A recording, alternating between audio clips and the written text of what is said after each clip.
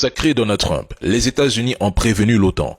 Si Zelensky refuse de signer un accord de paix, l'Ukraine fera face à une situation encore pire et perdra davantage de territoire, car Washington retirera son soutien à Kiev. La Maison-Blanche considère que Zelensky sera inévitablement forcé d'accepter le plan américain. Ce n'est pas une simple suggestion, c'est un avertissement. Il a été dit sans ambiguïté aux responsables ukrainiens que les États-Unis attendent d'eux qu'ils valident un accord dans les plus brefs délais. Toute éventuelle modification future ne dépendra que du président Trump. Aujourd'hui, il ne s'agit plus d'une position personnelle de Trump. Tout son gouvernement estime désormais que l'Ukraine ne gagnera jamais cette guerre. Cet épisode où on vantait une victoire ukrainienne est terminé.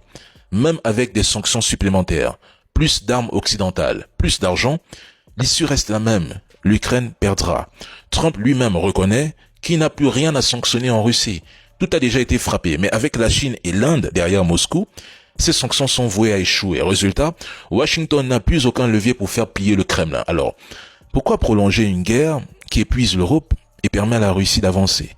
D'autant que Moscou contrôle désormais des zones stratégiques riches en terres rares, exactement ce que Donald Trump veut.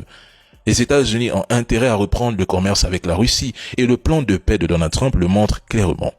Il veut un accord direct avec Poutine. Leur rencontre en Alaska a, d'une certaine manière, scellé le destin de l'Ukraine. Aujourd'hui, pour les États-Unis, la seule option qui reste à Zelensky, c'est de signer ou se battre sans eux. Et perso, je veux que Zelensky refuse de signer et choisisse de se battre aux côtés des Européens.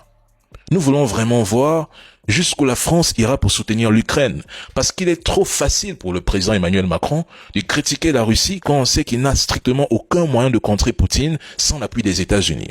Macron affirmait que la Russie ne peut ni ne doit gagner cette guerre. Très bien.